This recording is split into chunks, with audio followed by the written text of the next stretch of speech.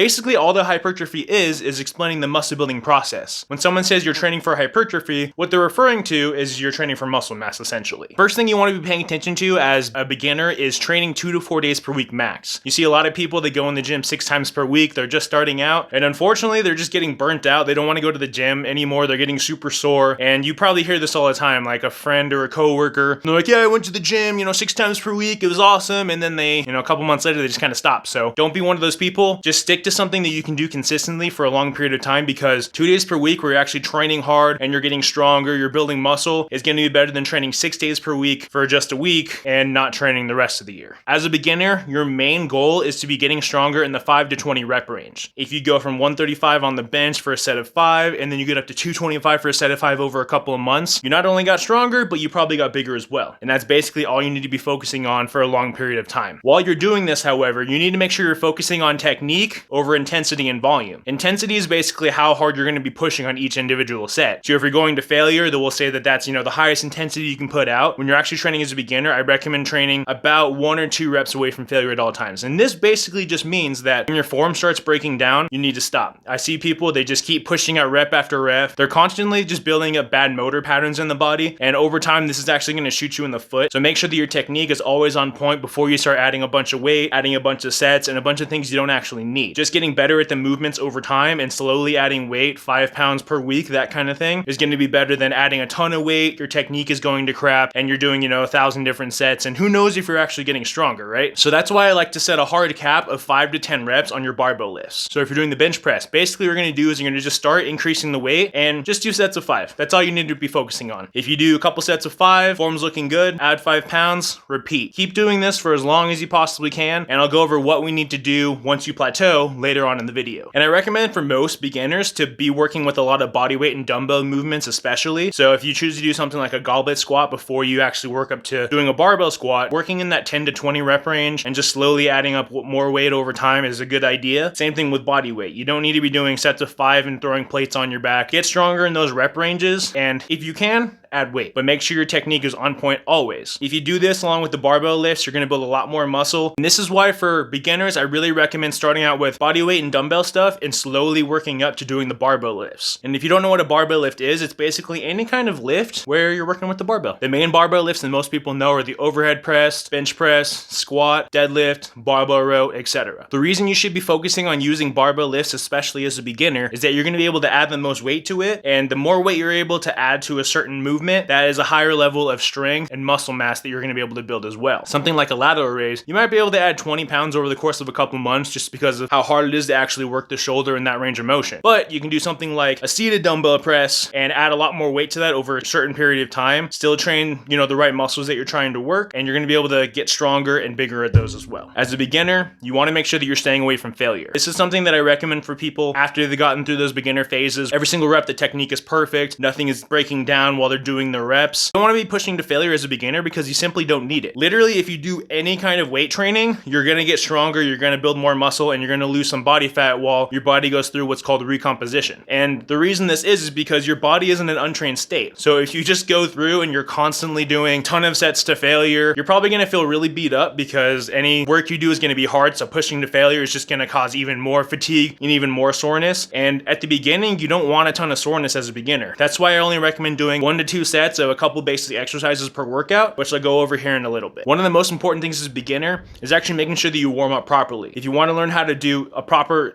strength training warm up to get stronger, build more muscle, that kind of thing, you can check out my video right here, or you can check out my article on my website at danteregostrength.com in the description box below. Are these training principles making sense to you guys? If they are, let me know what you think of them in the comments below. Now that we have some of the basic training principles down, let's get into how to set up a beginner hypertrophy program using a full body program. For those that don't know what a full body program is, it essentially means that you're breaking up all your training into a full body split, which means you're training pretty much every single body part in that workout, as opposed to breaking it up into like a chest day, a back day, an arm day, etc. And the reason you want to do this as a beginner is because you're not able to generate anywhere near as much fatigue as someone that has bigger muscles, they've been training for a long period of time, and they're stronger. Using a full body program allows you to train multiple times per week, focus on 1 to 2 exercises for each major muscle group, and just get stronger at it. And for the majority of beginners out there, you're going to be able to get a lot more work in, and you're not going to be as fatigued as if you're doing, you know, a chest day, arm day, a back day, a leg day, that kind of thing. The sets and reps don't really matter on this. As long as you're working in that 5 to 10 rep range for your barbell lifts, your form is clean, you're good. Same thing for any kind of body weight, machine, or dumbbell work. Working in that 10 to 20 rep range and making sure your form is executed perfectly every single rep, every single set is what you need to be focusing on. So don't think so much about the sets and reps. Think about your execution while you're doing them. And here's how I kind of set it up for beginners that makes a lot of sense to me, and hopefully after I explain it to you guys, you'll understand why. I recommend doing just an A day and a B day. And the way this works is that you start with your A day, you go through that workout, you rest for a day or whatever it is that you need to recover for your individual goals and for your individual body, and then you switch over to your B day workout and you just repeat. So it might look like this: Monday A day, Wednesday B day, Friday A day, and then you repeat that the next week, starting with Monday or Sunday, whatever it is. As long as you're recovering, you can just keep flip-flopping those for a long period of time, get stronger in those rep ranges I talked about, and that's basically it. For those who want something a little more detailed so you can kind of figure out exactly how to set this up, in A day, I would start with something like a squat. So a goblet squat is a good option. If you're a little bit weaker, you don't have a lot of strength in your hips, your glutes, your hamstrings, that kind of thing, just start with bodyweight squats and just work up over time. Then we're going to move on to some kind of bench press. So this can be an incline bench press, dumbbell bench press, regular bench press, whatever you want to. And the goal of this is to train your chest, shoulders, and triceps, so anything that's going to do that is going to be a good fit. Then we're going to want to do a NutriGrip pull down, or something where you're actually pulling down, trying to work the lats. So you could do some kind of NutriGrip pull-ups for this, or you could do lat-based dumbbell rows. It really just is up to you, and depending on what you feel comfortable with, especially as a beginner. Then we want to work in some kind of bodyweight movement for the triceps. So close grip push-ups or dips, if you're a little bit stronger, work here too. And as you get stronger at these, you can slowly start adding weight to them and improve over time. And then finally, for this day, we're going to be doing something like a back extension. The reason we want to be doing this, especially as a beginner, is that the worst trouble areas, honestly, is the hamstrings, the glutes, and the lower back. Usually these three areas are very, very weak, but if you get them stronger, it's going to be a lot easier to transition to something like a deadlift, a Romanian deadlift, or any other movements that you want to do, honestly. If your low back and your hamstrings are a major weak point, which they probably are, I recommend putting these in, getting stronger at them, and add weight over time. Then for our B day, we're going to be doing something for the hamstrings at the beginning instead of like a squat, which is more for quad focus. So for this, something like a dumbbell Romanian deadlift is a great idea. If you're not sure how to do this, it's probably one of the best exercises you can do in general if you're trying to get stronger hamstrings, your glutes, and your lower back. Just make sure your form is very, very on point on this, because if your back starts rounding over, you need to stop the set. Next, we're going to do something for the shoulders. So something like a seated dumbbell press, an overhead press with the barbell is a great idea here. Then we want to do something for the upper back. For this, I usually recommend something like a chest supported row, simply because it takes the low back and everything out of the equation. But as you get stronger, you can start moving on to something like a barbell row. Make sure your form is good on that. Do not push it way too hard so that your back is rounding at the bottom, just like everything else. Some kind of curling motion, just so we're training the biceps directly. And then finally, we're going to end with something like a split squat, a lunge, etc. And for lunges, I really recommend just taking your time working on body weight until you get to about 100 total reps on the lunges. I recommend just sticking with body weight until you're doing it with very, very good form. Everything's controlled. You're not banging your knee off the fucking ground.